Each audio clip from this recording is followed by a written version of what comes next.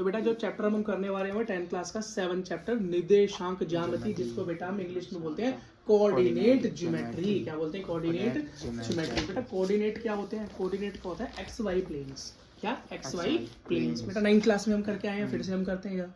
इसको बोलते हैं बेटा एक्स वाई प्लेन। इसको बड़ा प्यार से समझेंगे हम, एक्स वाई प्लेन। अगर ये मेरे समझ में आ गया, ये आपके समझ में आ गया, तो बेटा हमारा पूरा चैप्टर क्या हो जाएगा? आसान हो जाएगा।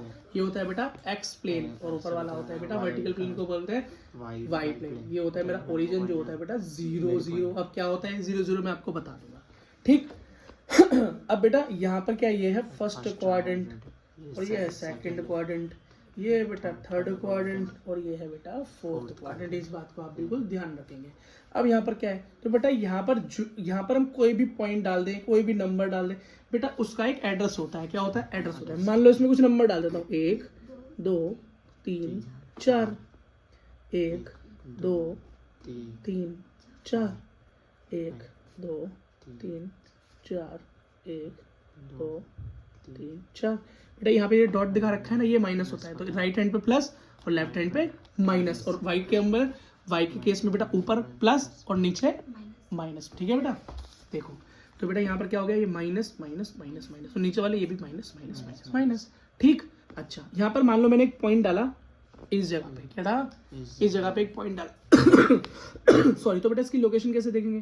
तो बेटा इसको पहले नीचे से मिलाओ, फिर इधर से मिलाओ। अब इसकी लोकेशन बेटा हमेशा हम एक्स और वाई के रूप में लिखते हैं। मान लो ये पॉइंट है मेरा P, तो इसको मैं एक्स और वाई के उस अकॉर्डिंग लिखूंगा। तो मेरा बेटा एक्स क्या है इस केस में? एक्स प्लेन पे 2, और वाई क्या है बेटा? वाई प्लेन पे 3।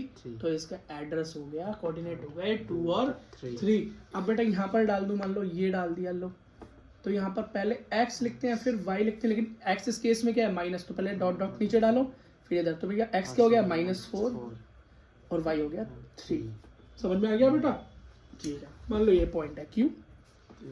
अब बेटा आपको क्या हो गया, आप इस चैप्टर को समझने के लिए पूरी तरीके से तैयार है। क्या है? तैयार है। मान लो बेटा अब ये ऐसी किसी प्लेन पे 2 पॉइंट है, मान लो ये A है और ये B है। इसका भी कुछ एक्स वाई कोऑर्डिनेट होंगे और इसके भी कुछ एक्स वाई कोऑर्डिनेट होंगे। कंफ्यूजन ना हो इसलिए मैं इसको x1 y1 और इसको x2 y2 कह देता हूँ। बेटा ये पूछते हैं कि इन दोनों के बीच की दूरी क्या है, डिस्टेंस क्या है, इन दोनों के बीच में दूरी क्या है। तो बेटा इसको डिस्टेंस फॉर्मूले से निकालते हैं। क्या? Distance formula. डिस्टेंस फॉर्मूला क्या होता है भाई? A और B का डिस्टेंस निकालने का फॉर्मूला होगा √x2 - x1 का स्क्वायर प्लस y2 - y1 का स्क्वायर। ये होगा बेटा फॉर्मूला। क्या?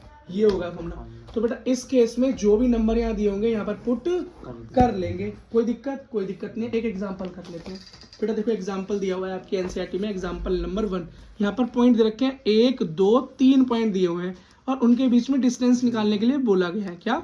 उनके बीच में डिस्टेंस निकालने के लिए बोला गया है। तो बेटा सबसे पहले एक पॉइंट है P, एक है Q। हम ये बेटा इन दो का निकाल कर देखते हैं। ठीक है, शुरुआत कर रहे हैं हम। तो हमारा P पॉइंट दे रखा है P, वो दे रखा है Q।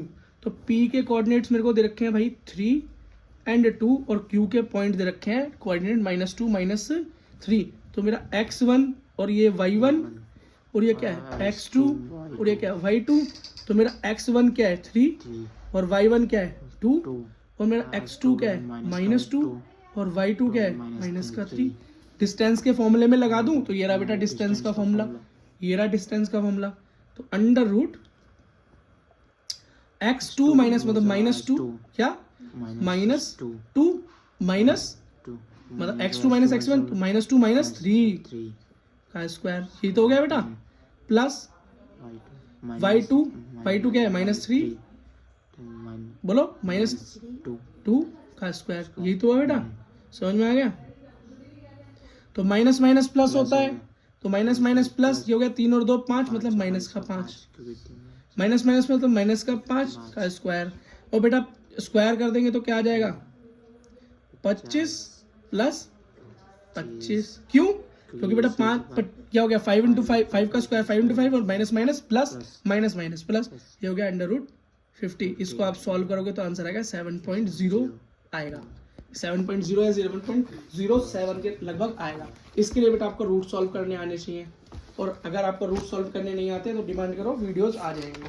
तो ये हो गया बेटा इन दो पॉइंट्स के बीच में दूरी। अब नेक्स्ट कॉन्सेप्ट समझो बेटा। नेक्स्ट कॉन्सेप्ट ये है सेक्शन फॉर्मूला। क्या? विभाजन सूत्र। क्या बेटा? विभाजन सूत्र। इसका क्या मतलब हुआ? विभाजन का मतलब क्या हुआ भाई? तो इसका मतलब हुआ, मानो ये मेरी एक लाइन है, इसमें दो पॉइंट है ए और बी, इसको कोई पॉइंट बीच में से आके दो टुकड़ों में बांट दे। क्या है? मान लो सी पॉइंट है, जिसने इसको दोनों को बीच में से बांट दिया, तो इसके कोऑर्डिनेट है x1 y1 और इसके कोऑर्डिनेट क्या थे? x2 y2। तो बेटा इसके कोऑर्डिनेट होंगे x और y। ठीक। और ये किस भाग में बांटेगा? दो भागों में बांटेगा ना।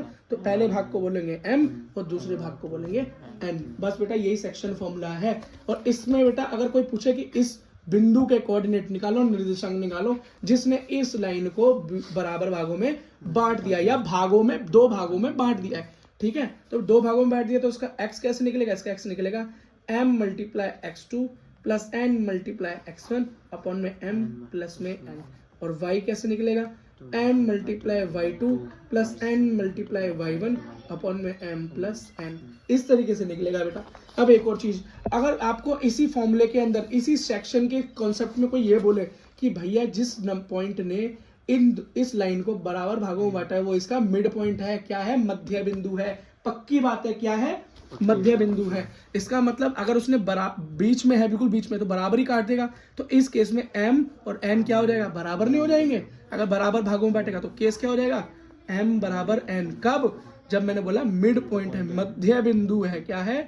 अब मध्य बिंदु को ही बोल दे तो m और n बराबर हो जाएंगे। तो बेटा यहाँ पर ये और n दोनों बराबर हो जाएंगे, तो उनको अलग अलग लिखने का कोई फायदा तो है नहीं। तो बेटा इसका फॉर्मूला होता है x का x2 प्लस x1। देख रहे हो ना, कुछ नहीं होता। और ये एक और एक हो गया तो दो हो गए, तो यहीं से बन गया y2 प्लस y1 अपॉन में 2। ये हो गया बेटा फॉर्मूला। बस ये दो फॉर्मूले बेटा, यही तीन फॉर्मूले इस चैप्टर के अंदर है। इन फॉर्मूलों को किया नहीं और चैप्टर खत्म हुआ नहीं। ठीक है बेटा, क्वेश्चन देखो। ये कह रहा है कि भाई कोई पॉइंट P है। क्या है? पॉइंट P है, जो एक लाइन को क्या बेटा दो भागों में बांट देता है। कैसे? A और B लाइन दे रखी है, इसके कोऑर्डिनेट दे रखे हैं 4 और 6, इसके कोऑर्डिनेट दे रखे हैं बेटा 1 और 3। बोला कोई पॉइंट है, मान लेता हूँ P है, इसने बेटा बराबर भागों में नहीं बांटा, इसने m और n में बांटा है। उसने दे रखा है, रेशियो दे रखा है। क्या दे रखा है? 2 और 1 में बांटा है, 2 और 1 के रेशियो में बांटा है। तो मैं इसलिए लिखेंगे 2 और 1 रिस्पेक्टिवली। ये होता है बेटा x और y। तो बोल रहा है इसके निर्देशांक पता लगाओ, इसका x और y पता लगाओ। मुझे पता है भैया, इसका x निकालने का फॉर्मूला ये रहा और y निकालने का फॉर्मूला ये रहा। ये वाला क्यों नहीं लगेगा? क्योंकि बराबर भागों में बांटा है और ये मिड पॉइंट है। ये किसी ने नहीं बोला, बस ये बोला एक बिंदु है, इसने भागों में बांट दिया, दो भागों में बांट दिया। बराबर नहीं है जी, तो ये 2 और 1 है। 1 होता तो बेटा सीधा वाला फॉर्मूला लगा देते, नॉर्मल वाला, और काम हो जाता। देखो बेटा यहाँ पे लगाएंगे तो जो है वो लगाते रहो। ये क्या है? x1 y1 और ये क्या है? x2 y2। तो x1 है 1, x2 है 4, y1 है 3, y2 है 6। बेटा पुट कर दो तो आंसर आ गया मेरा m multiply x2 plus y multiply n multiply x2 upon में 2 प्लस 1। अब बेटा y के लिए ये रहा 2 मल्टीप्लाई 6 प्लस 1 मल्टीप्लाई 3 अपॉन में 2 प्लस में 1। इसको बेटा जरा सॉल्व करो जल्दी, फटाफट। क्या हो गया? बोलो।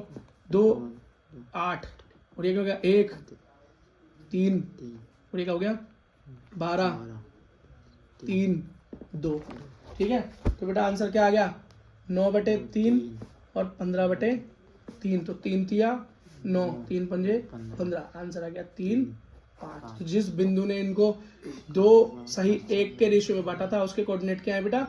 x y 3 और 5। समझ में आ गया? एक क्वेश्चन और करते हैं बेटा।